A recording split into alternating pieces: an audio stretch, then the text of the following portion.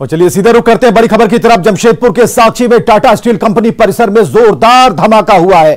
Company परिसर के अंदर हुए इस धमाके की आवाज इतनी तेज थी कि आसपास का पूरा माहौल गूंज उठा। आवाज के साथ उठे तेज धुएं के गुब्बार के कारण आसपास के लोगों में अफरा तफरी मच गई। विस्फोट से कंपनी परिसर में कई जगहों पर आग लग गई। हालांकि टाटा स्टील की फायर ब्रिगेड की टीम ने आग पर काबू पा लिया है। कुछ लोगों के घायल होने की भी सूचना सामने आ रही है।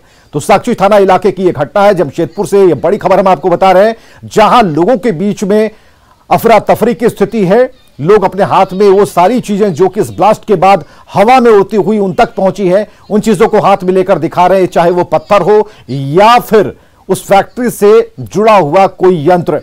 तो काफी मशक्कत के बाद आग पर काबू पाया गया है। जमशेदपुर से एक साथ दो तस्वीरें हम आपको दिखा रहे हैं। उस बस्ती की तस्वीरें हैं जो इस फैक्ट्री के आसपास थी, जहां पर लोगों में कोहराम मच गया।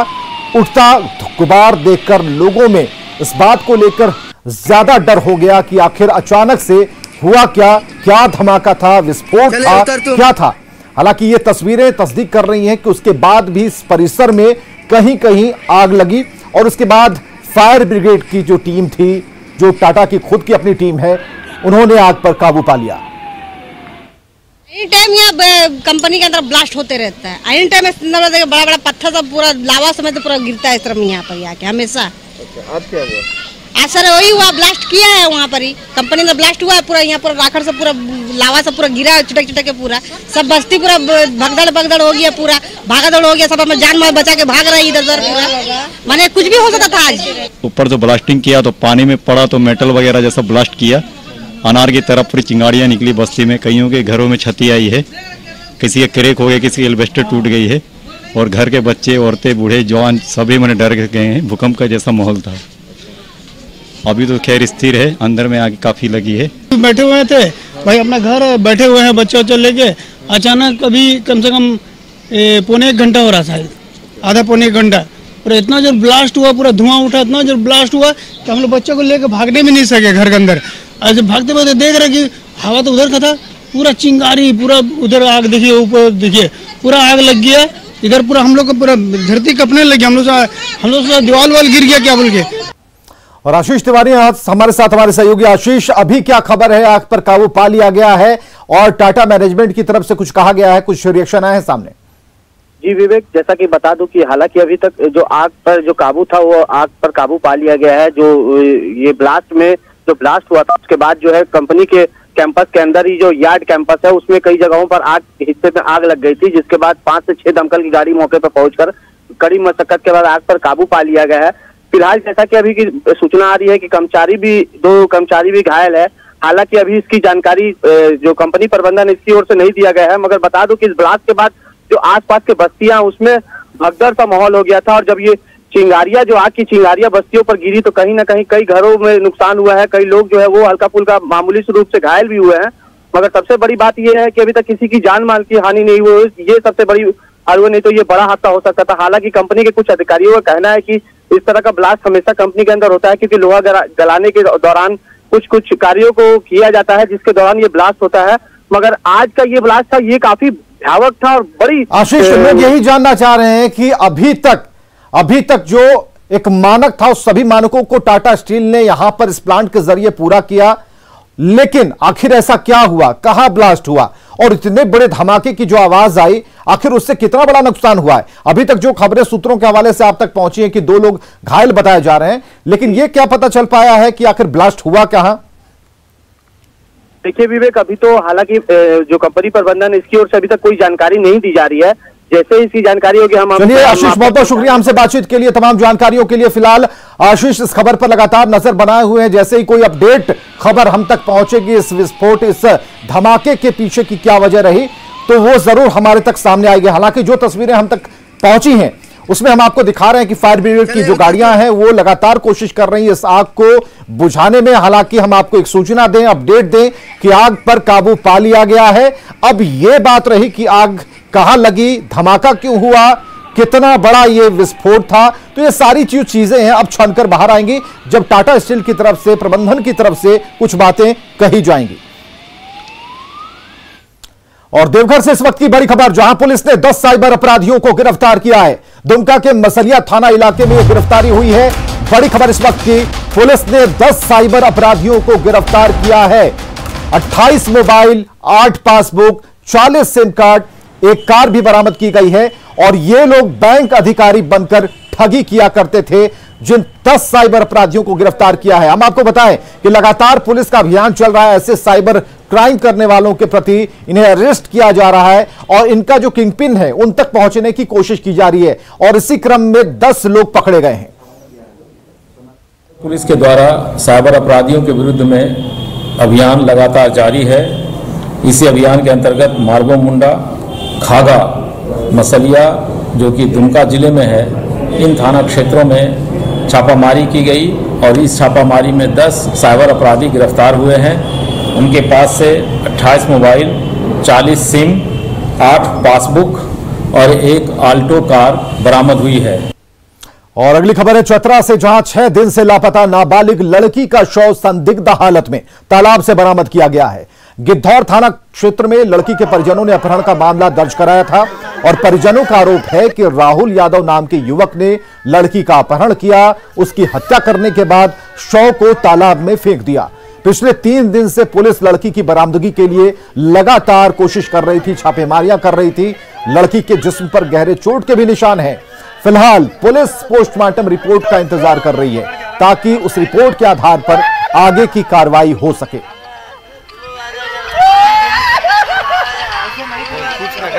तो चतरा से यह खबर, एक्सक्लूसिव तस्वीरें हम आपको दिखा रहे हैं। शव पर गहरे जख्म के निशान है। हालांकि इसकी पड़ताल अभी भी जारी है।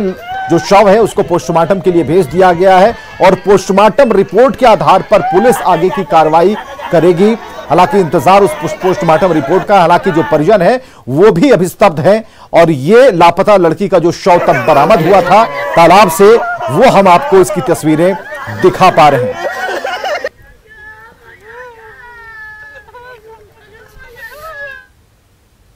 इधर देवघर में उत्पाद विभाग ने छापेमारी कर अवैध शराब फैक्ट्री का खुलासा किया है। देवीपुर थाना क्षेत्र के हथुआरी गांव में छापेमारी के दौरान उत्पाद विभाग को यह सफलता मिली और देर रात हुई छापेमारी में विभाग ने 70 लीटर स्पिरिट, 150 बोतल तैयार अवैध विदेशी शराब के साथ खाली बोतल, ब्रांडेड शराब कंपनी के स्टिकर और उसे पैक करने के लिए कई उपकरण भी जब्त किए। इस शराब को यहां से बनाकर बिहार में खपाया जाता था और इस मामले में 5 लोगों को अभियुक्त बनाया गया है, लेकिन अभी तक किसी की गिरफ्तारी नहीं हो पाई। गांव में स्थित एक पहाड़ है, वहां पर एक मिनी अवैध शराब की फैक्ट्री से 2 ड्राम स्पिरिट जो कि 70 लीटर होता है, 150 बोतल तैयार विदेशी शराब, केरामल, IBRS ब्रांड का स्टिकर, शराब भरने वाली खाली बोतल, खाली ढक्कन, मिक्सिंग ड्राम, मिक्सिंग बाल्टी, मिक्सिंग जर्किन एवं एडिसिव स्टिकर बरामद किया। यह शराब का फैक्ट्री विनोद यादव गुड्डू यादव के द्वारा संचालित किया जाता था, जिनके विरुद्ध पूर्व में भी केस किया गया है और इनके यहाँ पूर्व में भी अवैध शराब का फैक्ट्री बरामद किया गया था। झारखंड के मुख्यमंत्री हेमंत सोरेन ने आज दिल्ली में कांग्रेस की अध्यक्षा सोनिया गांधी और वरिष्ठ नेता राहुल गांधी से मुलाकात की है और मुख्यमंत्री हेमंत सोरेन ने इस मुलाकात को शिष्टाचार मुलाकात बताया है और राज्य में 1 साल से मजबूती से चल रही महागठबंधन की सरकार के बारे में आगे चर्चा की। उन्होंने महागठबंधन में शामिल दलों की एकजुटता का दावा किया और सरकार को अस्थिर करने में जुटे बीजेपी के ऑपरेशन कमल की किसी भी आशंका को नकार दिया। इसके साथ ही उन्होंने कृषि कानून को लेकर केंद्र सरकार पर हमला बोला।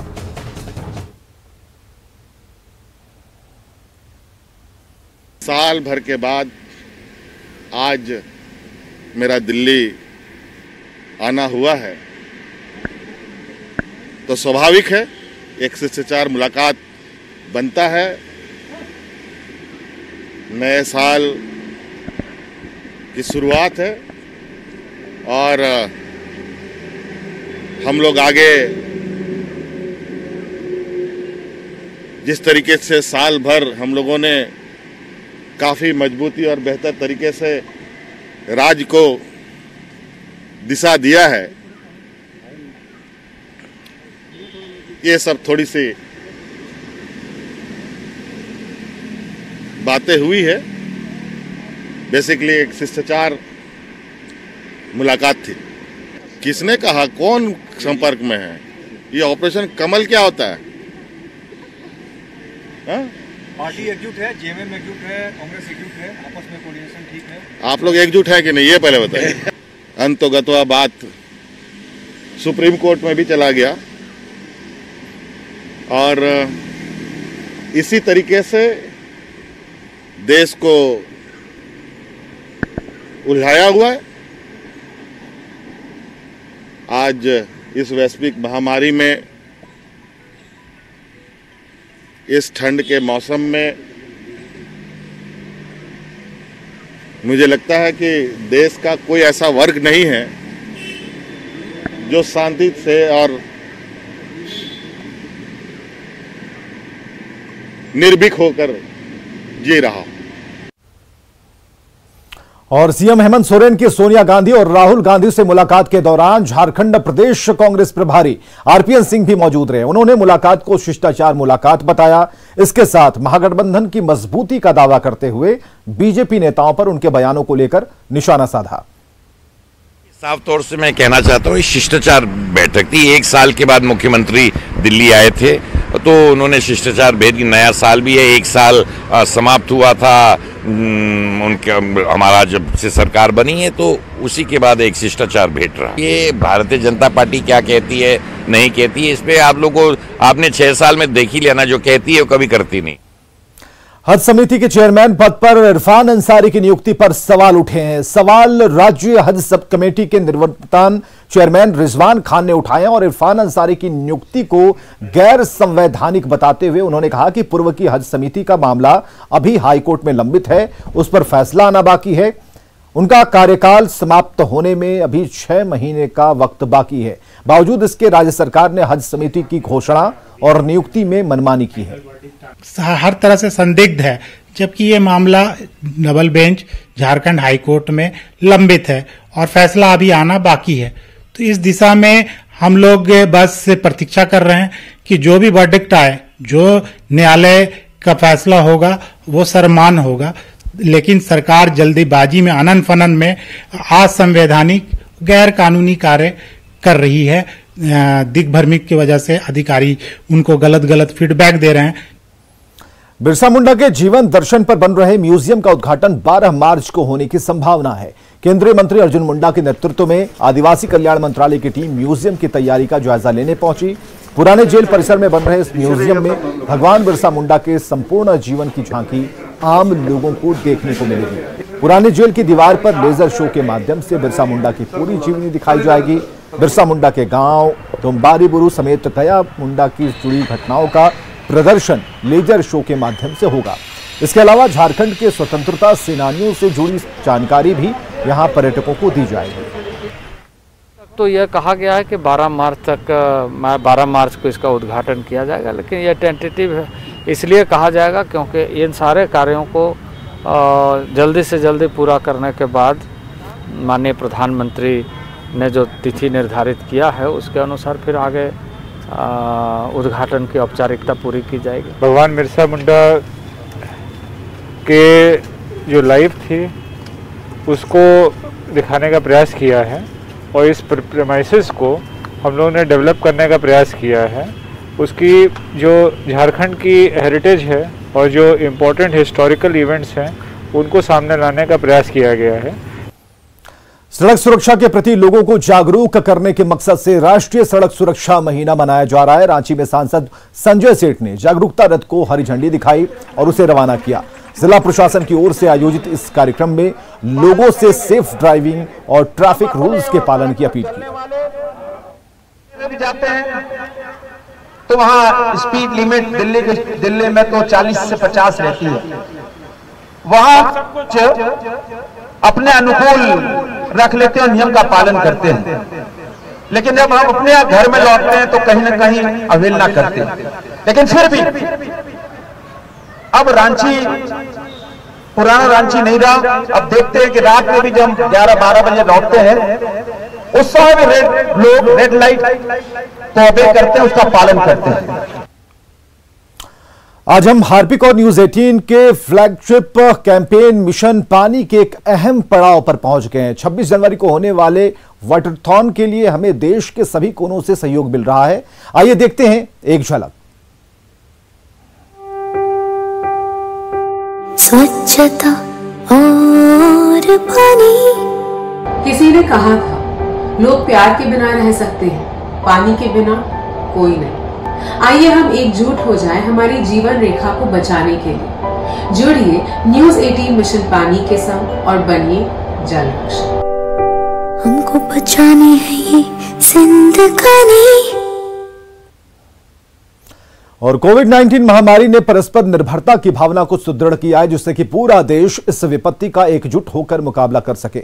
वैक्सीनेशन के ऐलान के बाद जरूरत होगी कि हम सभी अपना सर्वश्रेष्ठ योगदान दें, जिससे हम एक साथ इस वायरस को हराने की तरफ कदम बढ़ा सकें। और नेटवर्क 18 इस मुहिम में हर कदम पर आपके साथ होगा। जब तक सभी सुरक्षित नहीं होते तब तक कोई सुरक्षित नहीं होगा। और इसी सोच के आधार पर हमारे कैंपेन संजीवनी का लक्ष्य यह सुनिश्चित करना है कि वैक्सीन पाना सभी भारतीयों का अधिकार है।